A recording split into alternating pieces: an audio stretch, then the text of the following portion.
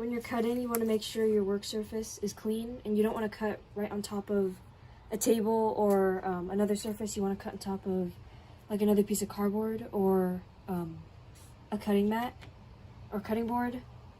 And then put down your cardboard and make sure your mat knife is always locked when you're not using it and closed. So this is the lock. That's unlocked, and then you pull this tab down to get it to lock. And then when you are ready to cut, you unlock it and then slide it up a little bit. You only want part of the blade to show. You don't want to see the line of the blades, because then the blade can snap off, which is really dangerous.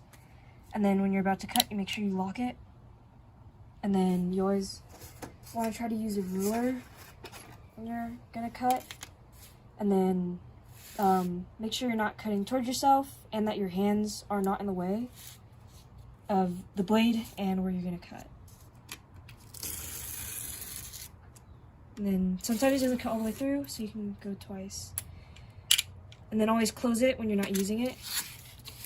And oh yeah, and then so that's how to cut all the way through. And then if you want to make a bend, you're only going to cut partway through. So unlock it. You just go in like really lightly. You're kind of like just cutting halfway through the cardboard, and then it bends nicely. And then when you're cutting, always move the cardboard and don't twist yourself around. So if I have to cut another side, I'm going to move the cardboard this way. And then make sure I'm cutting away, not directly at myself, and that my hands aren't in the way. And then when you clean up, always make sure you put everything away and you're collecting all your stuff. Your blade is closed and locked.